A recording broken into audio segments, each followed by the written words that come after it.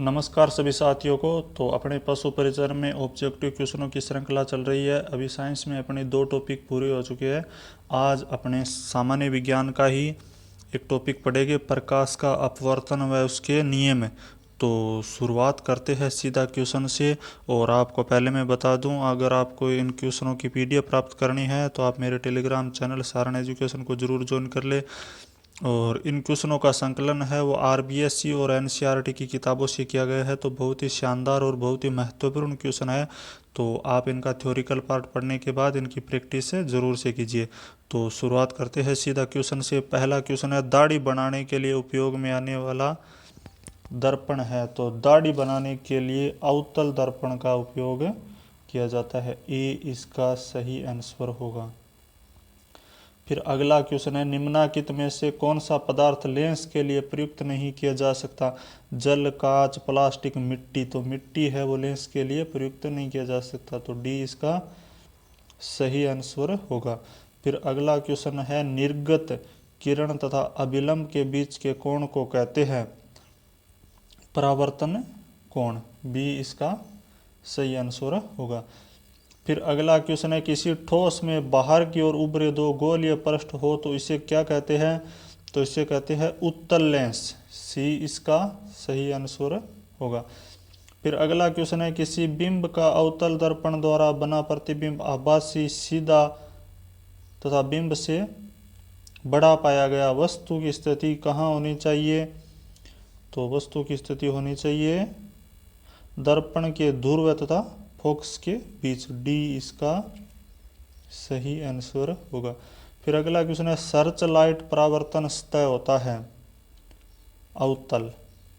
B इसका सही answer होगा। फिर अगला क्वेश्चन है, निर्वात में प्रकाश की चाल होती है। तो निर्वात में प्रकाश की चाल होती है 3 × 108 मीटर प्रति सेकेंड। ए इसका सही आंसर होगा।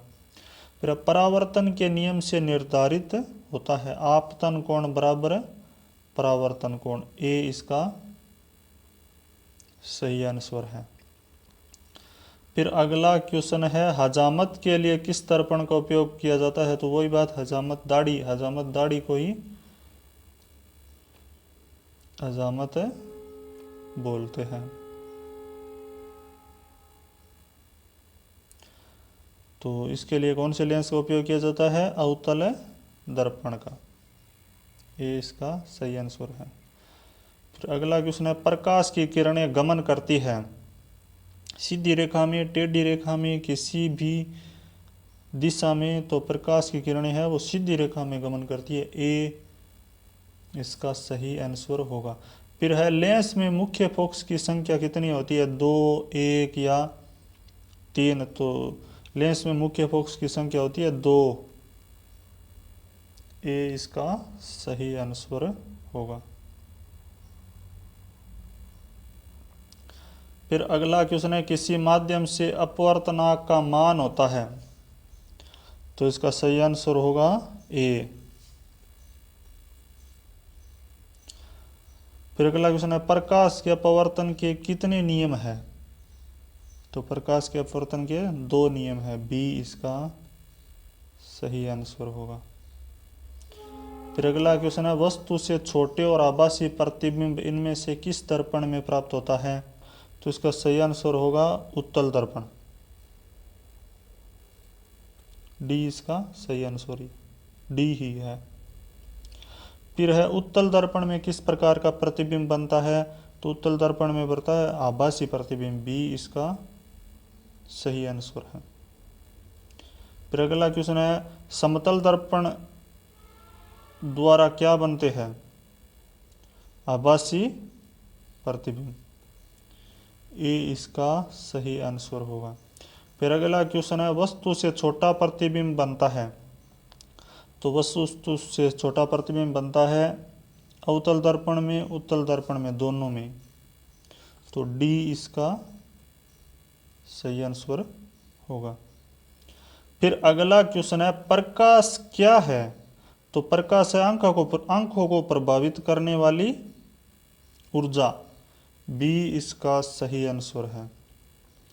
फिर अगला क्वेश्चन है, जिस दर्पण में प्रतिबिंब सीधा और आकार में वस्तु के बराबर हो तो वह दर्पण है। तो वह कौन सा दर्पण होगा? समतल दर्पण। सी इसका सही आंसर होगा। फिर अगला क्वेश्चन है, गोल या दर्पण की वक्रता त्रिज्या 40 सेमी है तो इसकी फोकस दूरी होगी। तो इसकी फोकस दूरी होगी 20 सेमी। सी इसका सही आंसर होगा। अगला क्वेश्चन है, किसी उत्तल लेंस के सामने 2f है और अनंत के बीच कोई बिंब रखा गया है, इसका प्रतिबिंब बनेगा वास्तविक, उल्टा और छोटा। ए इसका सही आंसर है। फिर अगला क्वेश्चन है, मुख्य अक्ष दर्पण के ध्रुव पर अभिलंब है। ए इसका सही आंसर होगा। फिर अगला क्वेश्चन है, कई लेंसों से बने एकल लेंस की उपयोगिता है सूक्ष्मदर्शी के लेंस में। तो बी इसका सही आंसर होगा। फिर अगला क्वेश्चन है, उत्तल दर्पण में बनने वाले प्रतिबिंब की प्रकृति है वास्तविक, आभासी, वास्तविक तथा आभासी, इनमें से कोई नहीं। तो इसका सही आंसर होगा आभासी। बी इसका सही आंसर होगा। फिर फोकस पर अभिसारित करने वाला किरण पुंज परावर्तन के बाद समांतर किरण पुंज किस दर्पण में बदल जाता है? तो अवतल दर्पण में, बी उत्तल दर्पण में, सी ए और बी दोनों में। तो इसका सही आंसर 25 का सही आंसर होगा सी। ये यहाँ दिया हुआ है, सी ए और बी दोनों में, उत्तल दर्पण दोनों में। फिर अगला क्वेश्चन है, वास्तविक वस्तु का आभासी प्रतिबिंब बनाता है समतल दर्पण में, उत्तल दर्पण में, अवतल दर्पण में, इनमें से कोई नहीं। तो इसका सही आंसर होगा इनमें से कोई नहीं। डी इसका सही आंसर है। फिर अगला क्वेश्चन है, तेल लगा कागज होता है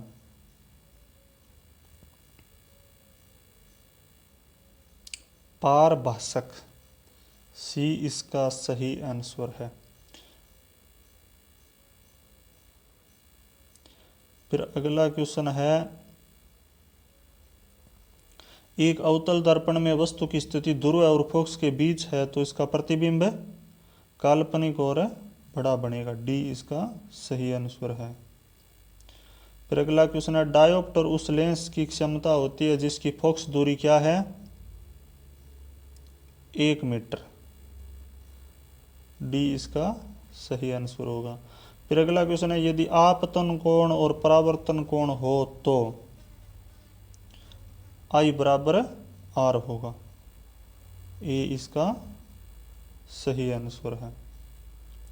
फिर अगला क्वेश्चन है, किसी एफ एम ब्रेकटाइम के फोकस दूरी के लेंस की क्षमता होगी तो इसका सही आंसर होगा 1 ए। फिर अगला क्वेश्चन है, हवा में टंगी वस्तु को पानी के अंदर से पानी की सतह के लंबवत देखने पर इस वस्तु का प्रतिबिंब वस्तु से क्या होगा? अधिक दूरी पर। ए इसका सही आंसर है।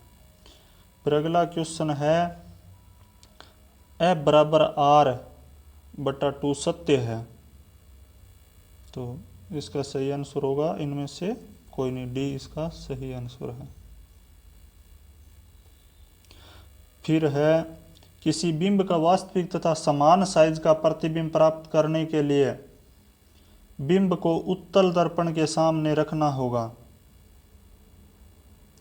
2f पर। सी इसका सही आंसर है। फिर मोटर गाड़ी का पार्श्व दर्पण होता है उत्तल। बी सही ऑप्शन है। फिर है, हीरे का अपवर्तनांक है तो हीरे का अपवर्तनांक होता है 2.42 42। डी इसका सही आंसर होगा। एल्कोहल का अपवर्तनांक होता है तो एल्कोहल का अपवर्तनांक होता है 1.36। सी इसका सही आंसर होगा। फिर एक अवतल दर्पण में ध्रुव और फोकस दूरी के बीच रखी वस्तु का प्रतिबिंब बनता है बड़ा आभासी। बी इसका सही आंसर होगा। फिर चलते हैं अगले क्वेश्चन पे। अगला क्वेश्चन है, द्विअवतल लेंस को कहा जाता है अपसारी लेंस। ए इसका सही आंसर होगा। फिर अगला क्वेश्चन है, सिनेमा के पर्दे पर किस प्रकार का प्रतिबिंब बनता है? तो वास्तविक प्रतिबिंब बनता है। ए इसका सही आंसर होगा। फिर अगला क्वेश्चन है, उत्तल लेंस की क्षमता होती है धनात्मक। ए इसका सही आंसर होगा। फिर अगला क्वेश्चन है, क्रांतिक कोण है सघन माध्यम में आपतन कोण। ए सही आंसर होगा। फिर आई बराबर आर लागू नहीं होता, तो इसका सही आंसर होगा डी, इनमें से कोई नहीं।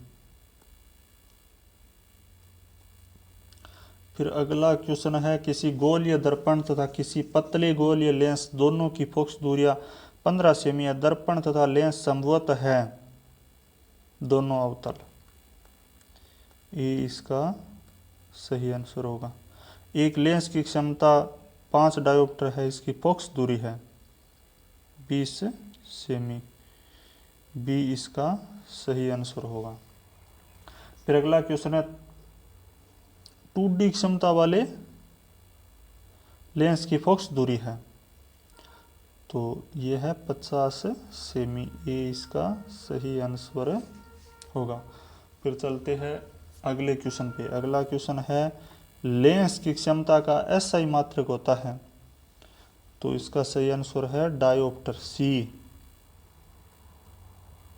फिर अगला क्वेश्चन है, समान फोकस दूरी के उत्तल लेंस और अवतल लेंस सटाकर रखे गए हैं, ये युग्म काम करेगा कांच की आयताकार सिल्ली की तरह है। सी इसका सही आंसर होगा।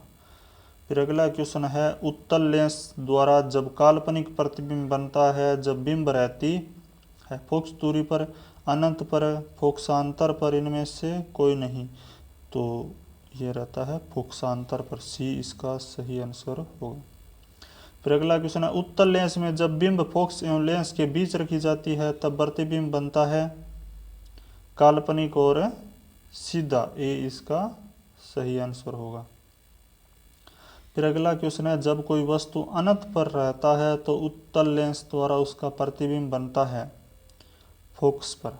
बी इसका सही आंसर होगा। फिर अगला क्वेश्चन है, किसी शब्दकोश में पाए गए छोटे अक्षरों को पढ़ते समय आप निम्नलिखित में से कौन सा लेंस पसंद करेंगे? तो सीएम फोकस दूरी का उत्तल लेंस, सी इसका सही आंसर होगा।